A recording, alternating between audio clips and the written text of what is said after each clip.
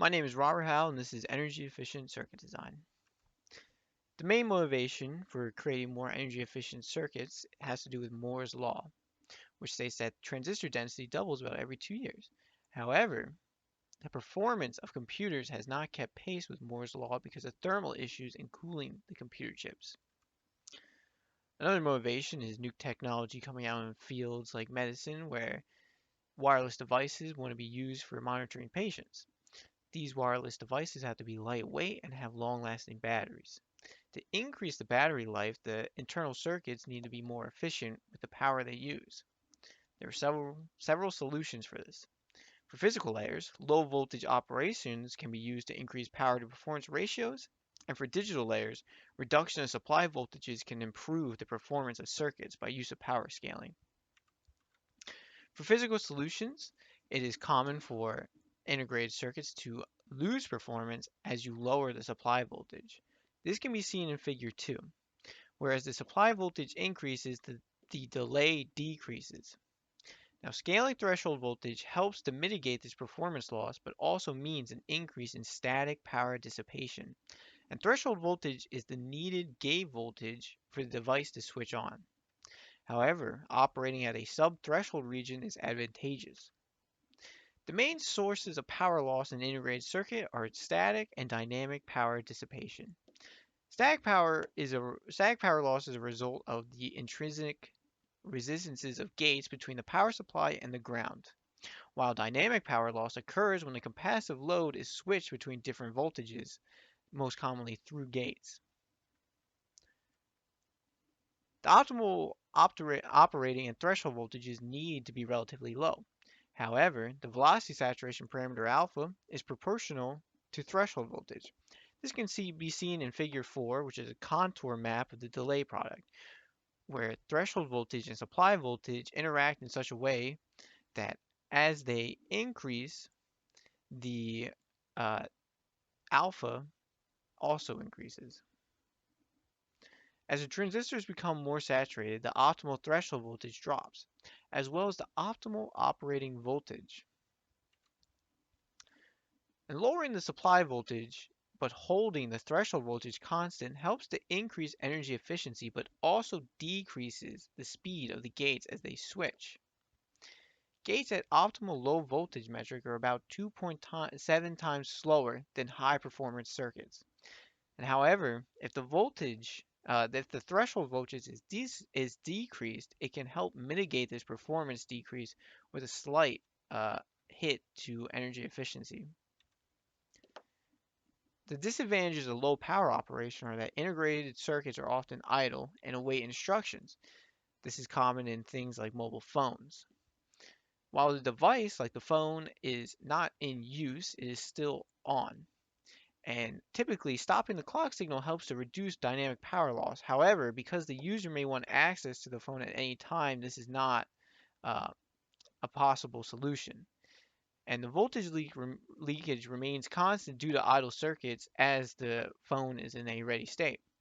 To limit the leakage, the threshold voltage would have to be kept at a high minimum voltage, hurting the performance of the circuit. However, one solution to this is to have adaptive circuits that can change its effective voltage uh, depending on the state the device is in. However, this increases the complexity, the area overhead, and it also increases in overall power demand. Another aspect of power efficiency that can be improved is the clock signal. Numerous components and processes on an integrated circuit are controlled by the clock cycle. The clock signal directly affects dynamic power dissipation by transitioning the signal from high to low or low to high states. In figure 5, you can see an example clock tree diagram, where the clock signal originates at the root, travels through the trunk, and propagates through the branches. Each branch has different gates and components, each needing different amounts of power and different timing constraints, which is why there are inverters along each path and different amounts of inverters on each path. These control the delay and help to synchronize the system. And the number of clock cycles is also tracked using a counter. Counters have a high power consumption because of the high voltage carried by the clock signal to drive various nets. The clock signal is also always present across all flip-flops, regardless of being active or not. This causes the clock signal to contribute immensely to the power overhead of integrated circuits. On average, 25 to 40% of total power is spent on the clock signal in counter devices. The power efficiency of the integrated circuit can be improved by reducing the power dissipated by the clock and its counters. Because every flip-flop is active, there are several types of clock counters. There are asynchronous and synchronous. Asynchronous suffer from reliability issues at high clock frequencies, but they can also be fine-tuned and handmade for specific parts of the integrated circuit, allowing for more flexible use and better power efficiency. Synchronous clocks are more reliable at high frequencies, but this is because it is the same clock signal across all flip-flops, and this is what causes the high power usage. Synchronous clocks are more commonly used because of their relatively high reliability and simple complexity. However, they need to be designed in such a way to reduce power dissipation. In Figure 6, a typical synchronous clock counter can be seen. Um, because this is a synchronous clock, there's a single master clock signal that needs to feed into the first flip-flop. It also continues and feeds into every single flip-flop, even if the first flip-flop is not active or propagating a signal into the preceding flip-flops. And all the flip-flops depend on the output of the prior flip-flop, starting with the initial clock signal. This is an explanation of how the simple synchronous clock counter works. In Figure 7, the first two stages of the clock counter can be seen. The first flip-flop inverts its output in every positive edge, and the second flip-flop inverts its own output every time the output of the prior flip-flop or the first flip-flop is negative. This allows the second flip-flop to be in a ready state when the output of the flip-flop is 0. And when the first output is finally 1, the second flip-flop is at a ready state to invert its own output. This is where the master clock signal comes in place, where the second flip-flop is always ready. It always has a signal fed to it, always has power feeding into it. In Figure 8, the third and fourth stages of a synchronous clock counter can be seen. Uh, in order for the third flip-flop to be active, the first and second flip-flop have to be 1s. This causes the third flip-flop to invert its output. And this requires an AND gate at the top of Figure 2 to control the input of the third flip-flop. And finally, the fourth flip-flop requires all previous outputs to be 1 and requires another AND gate to combine all prior outputs. Both these gates have the master clock signal attached to them as well. So even if the first and second flip-flop are not active, the third flip-flop still has power fed to it. Same with the fourth flip-flop, which requires all 3 prior flip-flops to be active. To improve this design, in Figure 9, this proposed design can be seen. This is a proposed synchronous clock design to improve energy efficiency. It is designed to improve power consumption with minimum area overhead and is based on using simple control transistors and AND gates. The way this works is that this synchronous clock counter isolates the individual flip-flops from the master clock signal to reduce the power load across a component. This is done by the input signals being driven through an inverter that is only activated when the previous clock output is high, decreasing the average load supplied through the counter. So when there is no prior flip-flop output going to the second flip-flop, there is no master clock signal fed to there. This helps to reduce power. The truth table for Figure 9 can be seen in Figure 10, which is the active flip-flop table. And in Figure 9, the highest load supplied to the counter is 4 flip-flops active, which only occurs twice. And the average number of flip-flops active is 2, which is almost half as many as a normal clock counter design. While the new design improves energy efficiency, it also increases the area on the device and a slight increase in complexity to the device itself. Another improvement, which is from physical to digital, is the digital load dropout regulators. Central processing units, or CPUs, are split into multiple function units, or FUs, and can be optimized to various degrees. Each FU needs to be powered by its own regulator so that each unit can have its own voltage scaling fulfilled. Typically, analog low power dropout regulators, or ALDLOs, are used because they are well studied, meet the size, have a low quiescent current, and have a fast response required in the typical analog integrated circuit. You can see in figure 11 the common analog low dropout regulator diagram. There are also digital low dropout regulators. Where ALDOs ignore the scaling capabilities of digital circuits, digital LDOs or DLDOs are built like analog LDOs but use digital components rather than physical switches and wires. The digital building blocks of the DLDO allow for high performance under low supply voltage and allows for process scalability. The physical aspects of an ALDO have been replaced with digital sensors and digital controllers. The digital sensor or analog to digital converter ADC is what compares the output voltage to the circuit's reference voltage. And the digital controller replaces the high ground error amplifier of the ALDO to reduce steady error and ensure precise regulation of the voltage. However, the response speed of the DLDO is directly related to the frequency of the clock now. In figure 12, the digital low dropout regulator diagram can be seen showing the controller and the digital sensor. As seen in figure 13, there's a large time gap to normalize a change in load. To increase the speed of the DLDO, the frequency of the clock signal needs to be increased as well, which requires more power. And the slow response speed of a normal DLDO is caused by the power transistors being equally sized across the integrated circuit, and the output current is only capable of being changed 1 bit per sampling cycle. And this is what creates the large time gap of the output voltage stabilizing the threshold voltage. A proposed solution to this response time is using a weighted linear search to achieve faster times and maintain a low quiescence current. This is the weighted linear search works by uh, affecting the microinstructions. The power network is divided into coarse and fine sections, or global and local respectively. And the unit transistor size in the core section is 16 times size the unit of a fine section transistor. And a weighted search can be used to alter the instructions processed by the DLDO, because each transistor can have its own control word associated with it.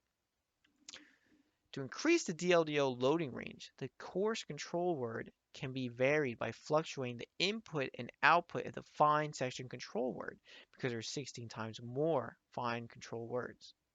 Control words act as microinstructions to perform an operation.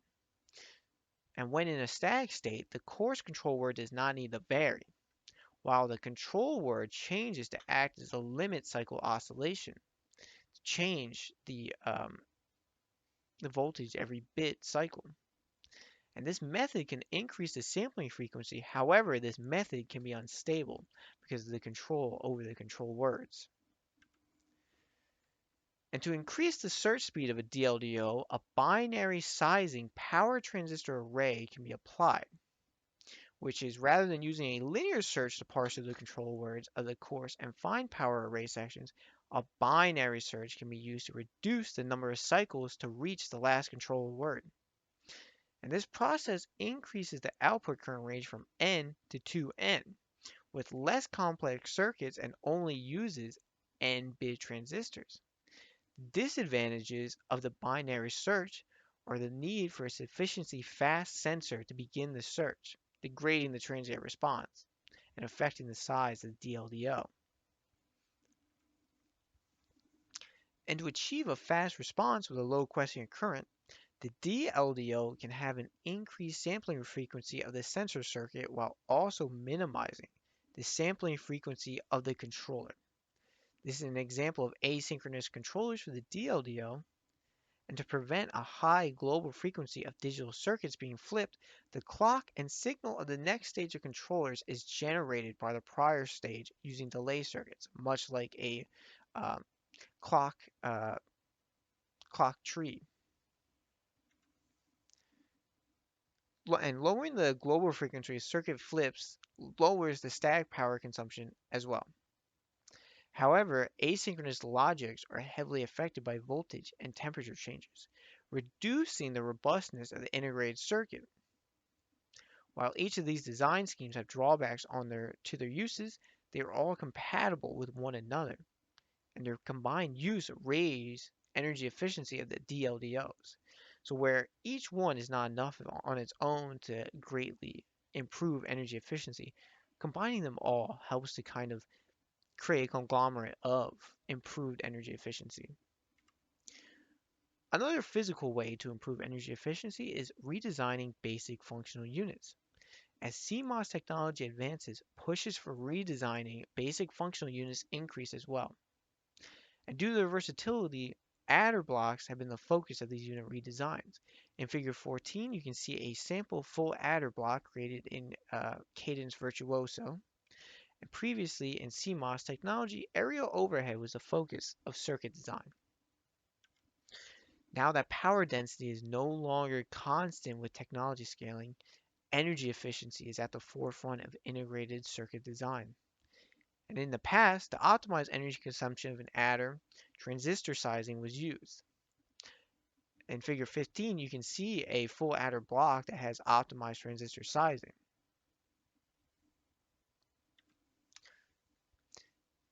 And redesigning the adder unit is being considered to further increase the power to performance of this basic functionality block. In order to increase the performance of the adder, mathematician Weinberger proposed parallelizing the computation of carry. This can be seen in figure 16, where each add block can be combined to parallelize and create the carry that propagates through the system. To improve the energy efficiency of the adder, the circuits need to be designed as either static or dynamic adders. Static circuits are preferred for when energy efficiency is key constraint because of their low switching frequency. However, high-performance microprocessors require dynamic circuits to achieve the required switching frequency regardless of power. Because in the modern world, high-performance circuits are much preferred for high-performance microprocessors. There are two types of dynamic circuits. There's the CMOS domino and the CMOS compound domino. The key difference between these two circuit designs is that the domino dynamic circuit uses a static inverter at the output, which can be seen in figure 17 with a static output, while the compound domino dynamic circuit uses a static inverting stage within the conditional adder. The static inverting stage reduces power consumption of the integrated circuit by removing several dynamic stages and placing their functionality in the static stages. The power to performance ratio needs to be balanced with a combination of static and dynamic circuitry in a die. The use of compound dominant circuits combines the speed of dynamic circuits with the energy efficiency of static circuit designs. The number of stages of the adder can also be constrained to reduce power consumption. The number of stages is defined as logic depth. In figure 18, an example 16-bit minimum depth fully parallel adder can be seen, where there are static outputs and several of the dynamic stages have been replaced with static stages. To maximize efficiency, the number of stages in the conditional block should be less or equal to the number of stages in the carry block. In doing this, the intrinsic delay of the conditional sum block does not exceed the intrinsic delay of the carry block path. And in doing so, it does not delay the carry. In conclusion, to develop more energy efficient circuit designs, the losses in power need to be addressed. These can be improved by reducing static and dynamic power losses by lowering the overall operating voltage of the integrated circuit. And this can be done by modifying the device to operate in lower power modes, or by reducing the power dissipated by the clock cycles and its counters.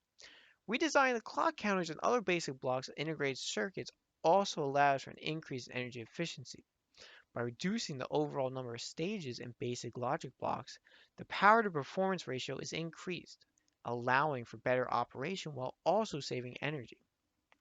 Citations for this paper can be seen in the following slides. Thank you for watching and listening. Have a good day.